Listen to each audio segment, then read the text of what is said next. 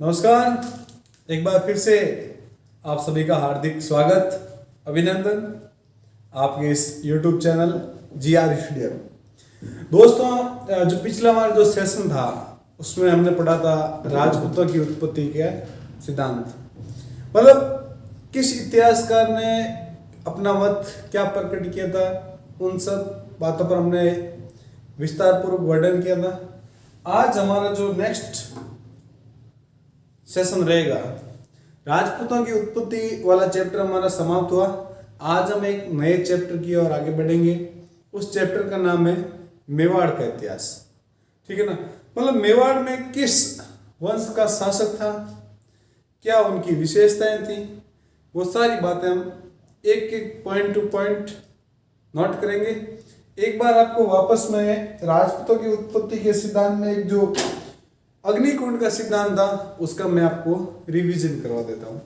तो बात कर रहे हैं हम राजपूतों की उत्पत्ति का सिद्धांत।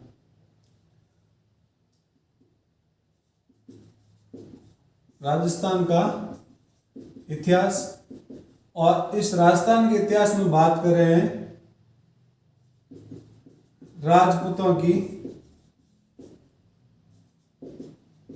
उत्पत्ति का सिद्धांत।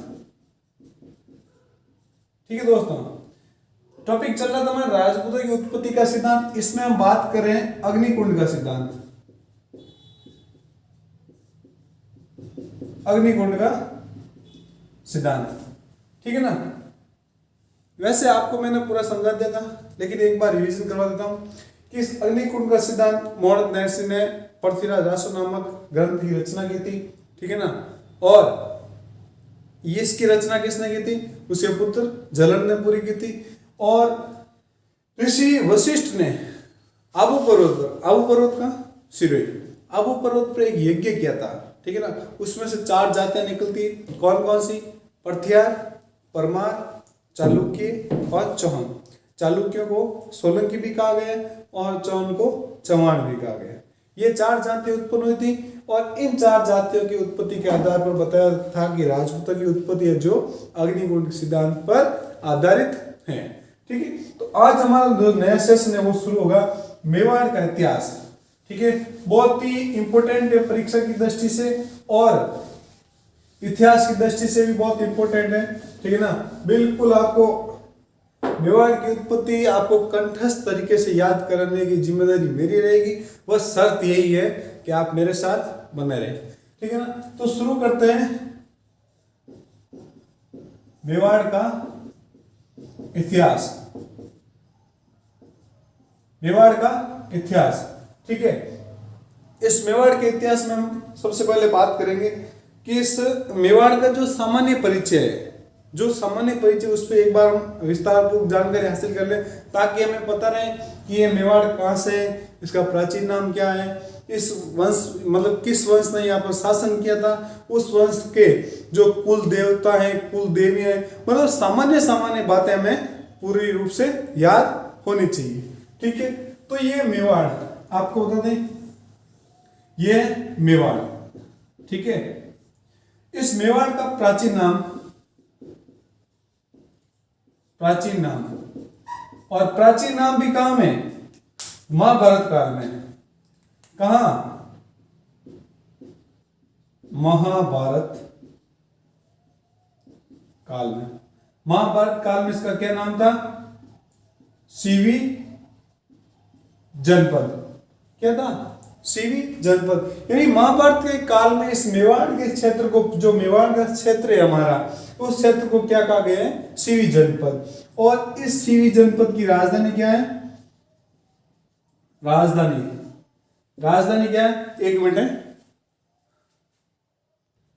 राजधानी, इस सीवी जनपद की राजधानी क्या है? मध्यमिका। कहां है? मध्यमिका। और ये मध्यमिका वर्तमान में कहां है?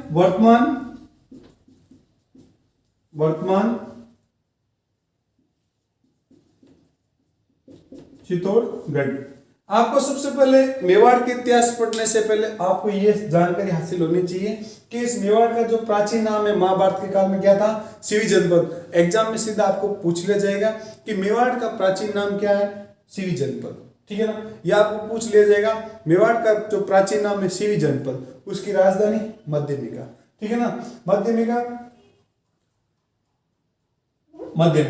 मध्यमिका वर्तमान में कहाँ है? चित्तौड़गढ़ में, ठीक है। मध्यमिका वर्तमान में कहाँ है? चित्तौड़गढ़ में, ठीक है। और इसका क्या नाम है? एक नाम है मेदपाट। मेदपाट यानी यहां पर मेव जाति की अधिकता के कारण, यानी इस क्षेत्र के अंतर्गत इस मेवाड़ को मेदपाट भी नाम दिया गया है, ठीक है। मेदपाट भी नाम दिया गया है। तो क्यों दिया गया? क्योंकि उस जाति का अधिकांश लोग वहां रहते, निवास करते थे, यानी मेव जाति के लोग वहां निवास करते थे, ठीक है ना। अब इसको कहते हैं प्रागवाट। यानी ये एक संपन्न क्षेत्र था, संपन्न क्षेत्र क्या था? प्रागवाट करते हैं मतलब संपन्न क्षेत्र। मेवाड़ जो पहाड़ी इलाका है, और पहाड़ी इलाकों में बहुमूल्य वस्तुएं वहां पर मिलती हैं, ठीक है ना। बहुमूल्य औषधि मिलती है वहां पर, ठीक है ना। इसलिए ये पूरा क्षेत्र ये संपन्न था आर्थिक रूप से, ठीक है। अब इसका एक नाम और दे रखा है मेरुनाल। मेरू यानी जो पहाड़ी होती है ना, उसका क्या पहाड़ी का पर्यायवाची था मेरू, और इस मेरुनाल मतलब पहाड़ी क्षेत्र, ठीक है ना। तो ये हमारा जो नाम है इसका किसका? मेवाड़, प्राचीन नाम सीवी जनपद, राजधानी मध्यमिका, वर्तमान कहाँ है? चित्तौड़गढ़ में। दूसरा नाम एग्जाम पूछ ले जाए कि निम्न में से मेवाड़ का प्राचीन नाम नहीं है, ठीक है ना। तो ये चारों नाम आपको याद रखने हैं। इन चारों में से कोई दूसरा है वो आपको टिक करना है, या निम्न में से मेवाड़ का प्राचीन नाम है, तो इन चारों में से आपको एक टिक करना है, ठीक है दोस्तों। मेदपाट यानी मेव जाति की अधिकता के कारण उस क्षेत्र को क्या कहे? मेदपाट। और इस प्रागवाट यानी वहां का जो आर्थिक रूप से क्षेत्र था वो संपन्न था, और मेरुनाल यानी पहाड़ी क्षेत्र होने के कारण इसका क्या नाम दिया गया? मेरुनाल। यहां तक आपको समझ में आ गया तो आप इसका स्क्रीनशॉट ले लो, फिर हम आगे बढ़ते हैं।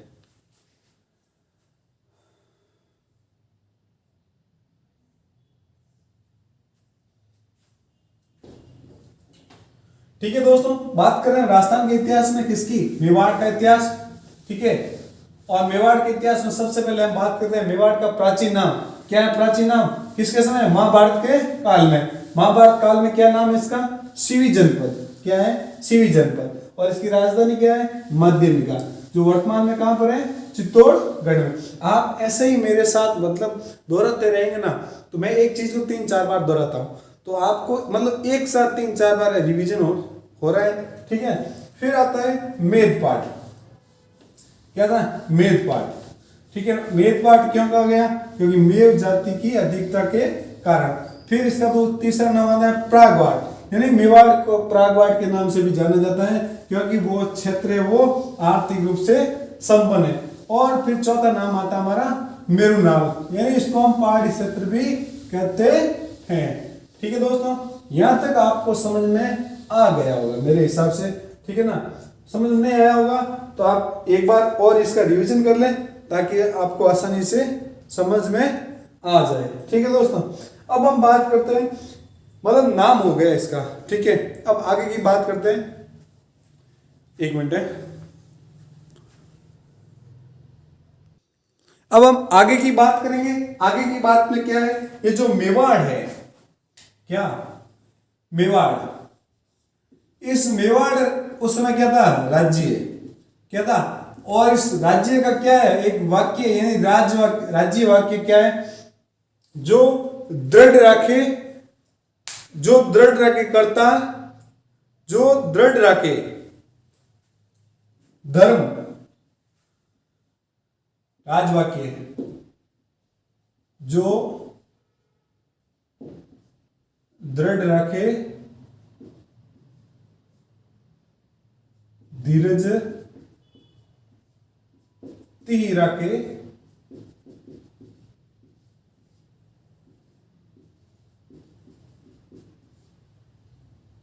जो दृढ़ रखे धर्म, धीरज नहीं धर्म।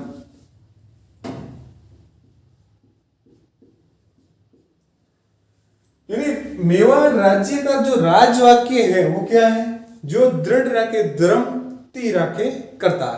ठीक है दोस्तों, यानी आपको ये सेंटेंस याद रखना अनिवार्य है। फिर हम बात करते हैं जो मतलब ये सेंटेंस कहाँ लिखा हुआ है, तो ये लिखा हुआ है कहां पर? मेवाड़ का राजध्वज है। ठीक है, ये मेवाड़ का राजध्वज है। ठीक है, और मेवाड़ के राजध्वज में क्या लिखा हुआ है? सबसे ऊपरी ऊपर क्या आता है? सूर्य।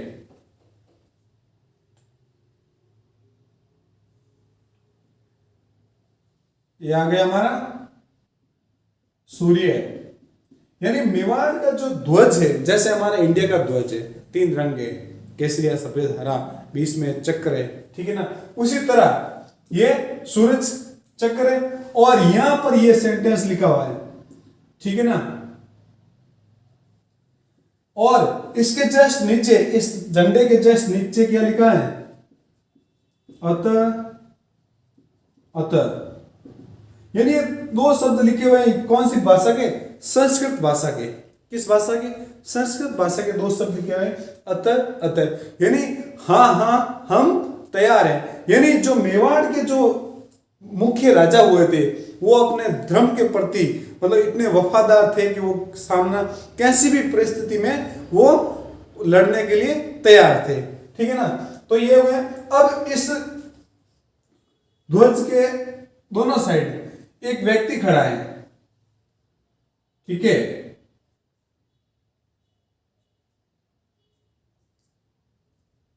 ये व्यक्ति खड़ा है। ठीक है, और इसके हाथ में क्या ले रखा है? एक भाला ले रखा है। ठीक है, और इस साइड जो व्यक्ति खड़ा है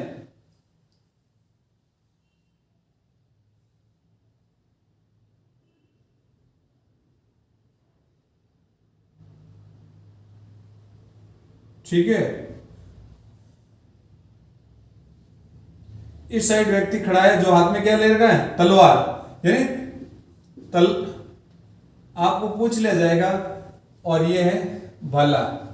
ठीक है ना, और अधिकांश इतिहासकार कहते हैं कि जिस हाथ में भाला है वो कौन है? राणा कुंजा। यानी ये एक भील सैनिक है। तो भील सैनिकों को सेना में किसने भर्ती किया था? महाराणा प्रताप ने। किसने किया था? महाराणा प्रताप ने। तो ये जो राजध्वज बना है ये किसके समय कह सकते हैं? तो ये राजध्वज किसके समय बना है? महाराणा प्रताप के समय, क्योंकि भील सैनिक को अपनी सेना में सबसे पहले किसने? महाराणा प्रताप ने सम्मिलित किया था। फिर ये है तलवार और ये व्यक्ति है सिसोदा। ठीक है ना, तो आपको पूछ लिया जाएगा कि मेवाड़ के ध्वज में किन 2 सैनिकों का उल्लेख है? तो एक तो भील सैनिक का और दूसरा है सिसोदा सैनिक का।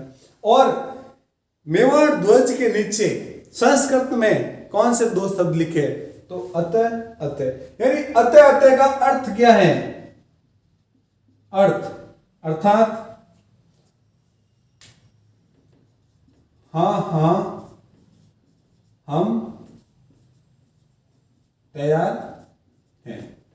ठीक है दोस्तों, यानी अतः, अतः का मतलब ये है कि हाँ हाँ हम तैयार हैं। अतः, अतः। और इस जो दृढ़ रखे धर्म तीर, यानी जो अपने धर्म के प्रति कायम है वही तलवार रखने का अधिकार रखता है। ठीक है, यहां तक समझ में आ गया? एक बार स्क्रीनशॉट ले लो, फिर हम आगे बढ़ते हैं।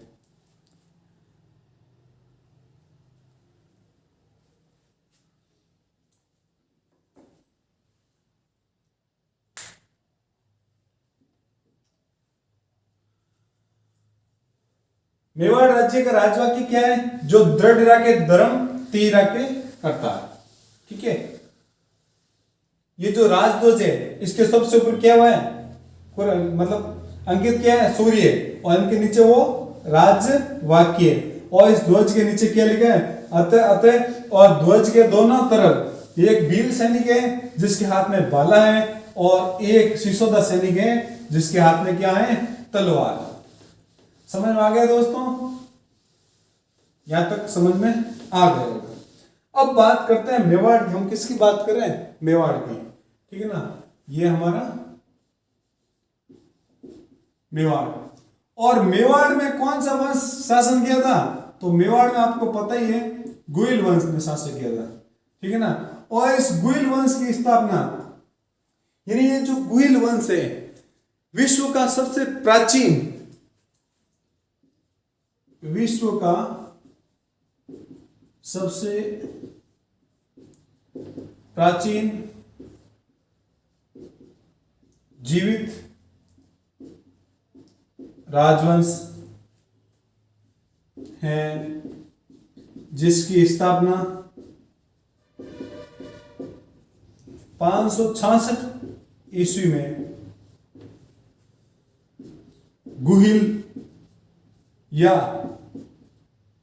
गुहादित्य या गुहिलोत, यानी आपको ये नाम देख के मतलब घबराना नहीं है कि सर आपने तो इतने नाम बताए, या अधिकांश किताबों में एक ही लिखा हुआ है कि मेवाड़ वंश की स्थापना किसने की थी?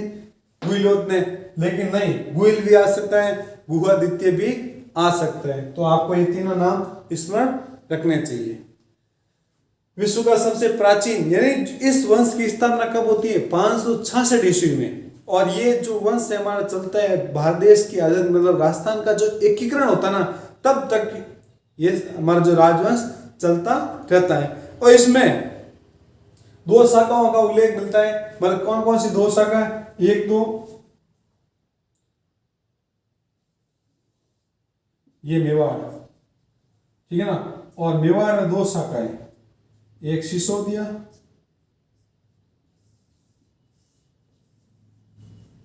और एक रावल। नहीं, ये आपको मैं आगे बता देता हूं, ठीक है। यहां तक आपको समझ में आ गया? स्क्रीनशॉट ले लो, फिर आगे बढ़ते हैं। बात करें मेवाड़। मेवाड़ में कौन सा वंश? गुइल वंश, ठीक है ना। कौन सा वंश? गुइल, यानी विश्व का जो सबसे प्राचीन जीवित राजवंश है उसमें से कौन सा है? गुइल राजवंश है। इसकी स्थापना होती है 566 ईस्वी में। कौन करता है? गुइलोत, गुहादित्य या गुइल में, ठीक है। अब बात करते हैं मेवाड़। मेवाड़ की बात चल रही है उस राजवंश के। उस राजवंश को मतलब इतिहास शुरू करने से पहले उनके जो आराध्य देव है, आराध्य देवी देवता, उनके बारे में एक बार वर्णन कर लेते हैं। तो हम बात कर रहे हैं कहां? मेवाड़ की। ये हमारा मेवाड़, ठीक है। और मेवाड़ इनके जो आराध्य देव है, आराध्य देव, आराध्य देव कौन है? एकलिंग जी, एकलिंग नाथ जी। यानी आपको पता होगा जब हम बप्पा राहुल पढ़ेंगे आगे, ठीक है ना, तो बप्पा राहुल का मंदिर का निर्माण कौन कराता है? मतलब एकलिंग जी के मंदिर के निर्माण कौन कराता है? बप्पा राहुल। तो वो अपने आप को मतलब इस एकलिंग जी का दीवान, यानी जो मेवाड़ राज्य के जो राजा हुए वो अपने आप को राजा या महाराजा ना मानकर किसको मानते हैं? एकलिंग नाथ जी को अपना राजा मानते हैं। और उसके क्या मानते हैं? ये सामंत, ठीक है ना। कौन? मेवाड़ राज्य के जो राजा होते हैं वो, ठीक है ना। तो इनके आराध्य देव हो गए कौन? एकलिंग जी। और इसके मंदिर का निर्माण, मंदिर का निर्माण किसने करा? कौन करवाता है? बप्पा